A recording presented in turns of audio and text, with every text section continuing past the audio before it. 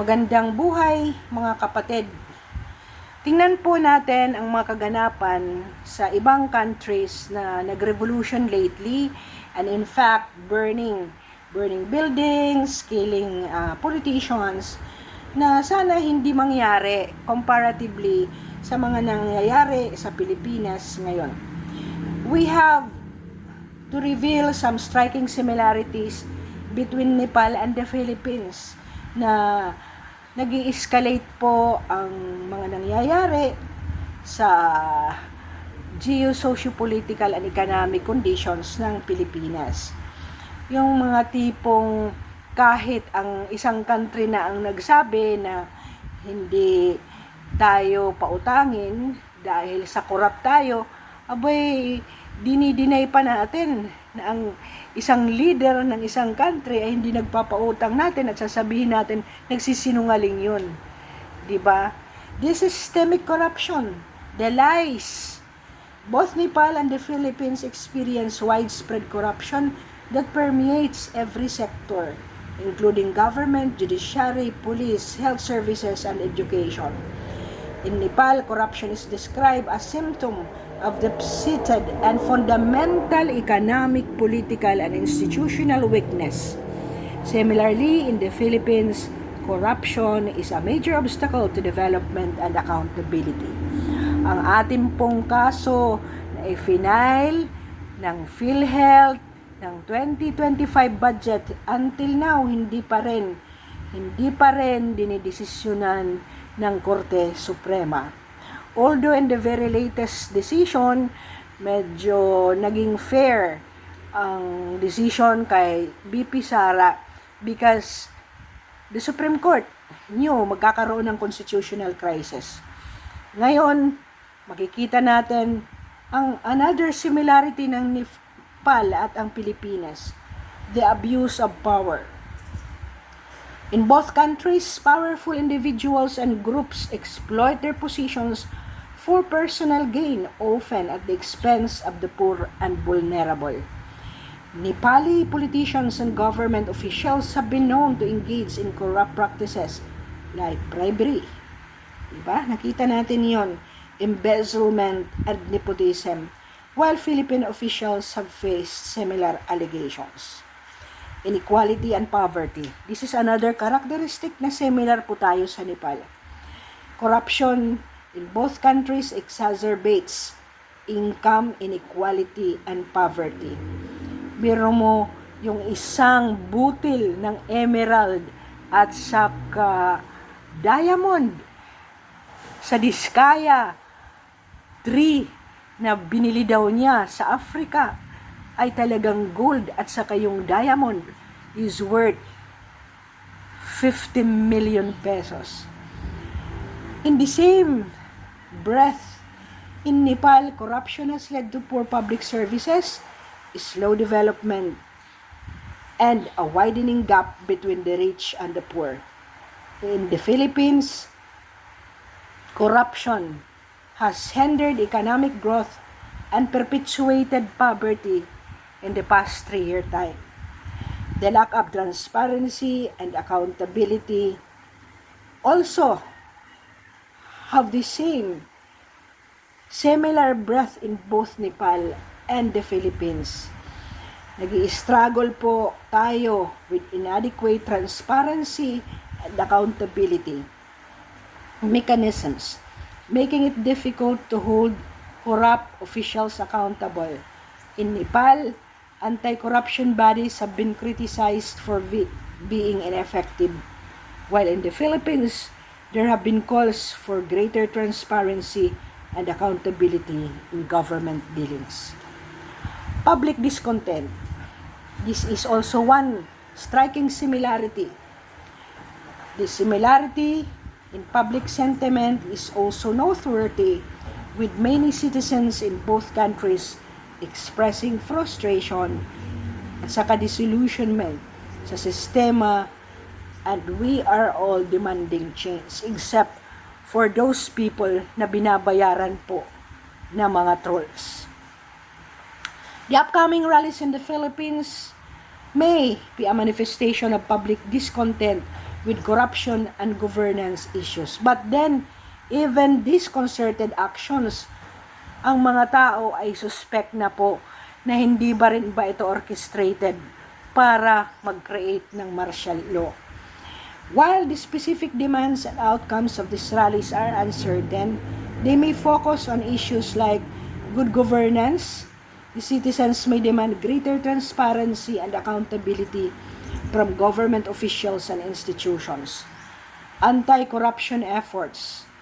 The protesters may call for stronger anti-corruption measures and more effective enforcement of existing laws.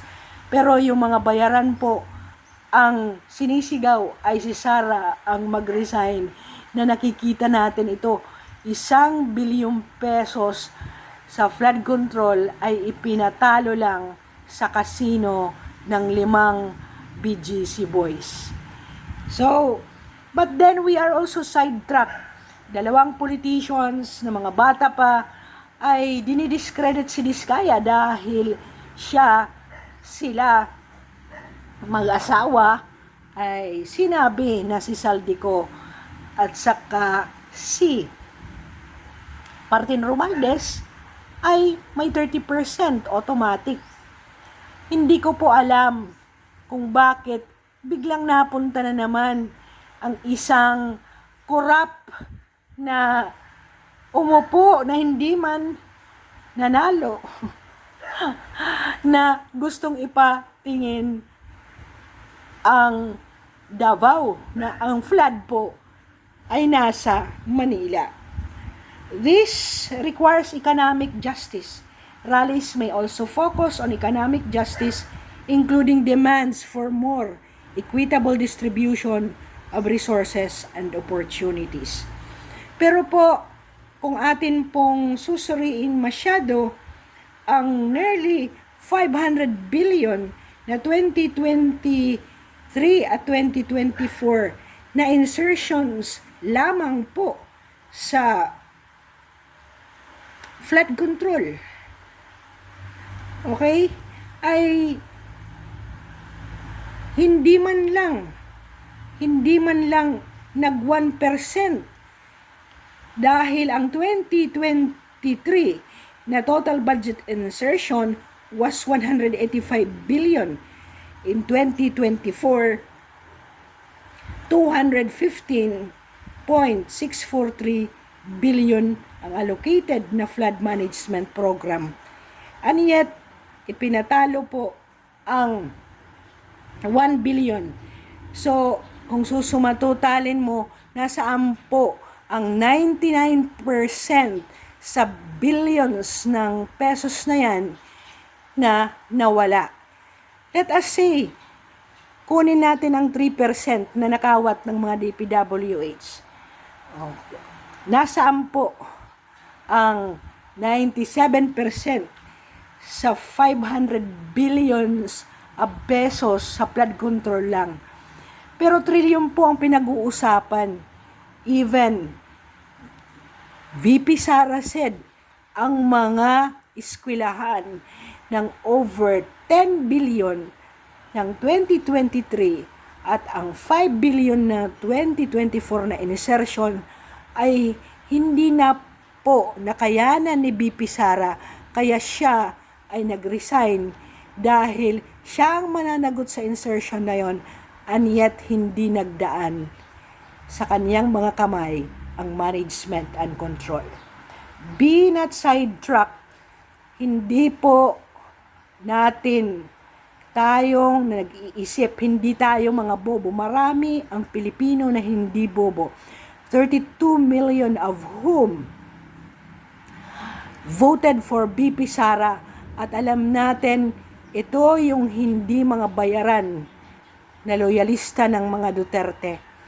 We know that hindi kaya ng taga-DPWH ang mga paggamit at mga kaluluwang flood control program na yan kung hindi ito binibigyan ng extra allocation at na-insert sa executive branch at saka sa collusion ng nandyan sa purse na mga tao na humahawa. Thank you for listening. Let us continue to pray.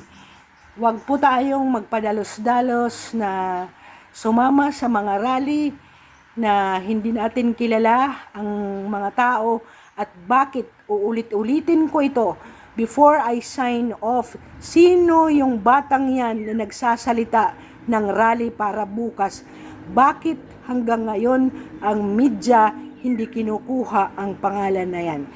Let us be very careful about people who would want na mag-aklas tayo kasi baka yan ay ikasira ng ating mga matitinong mga namumuno.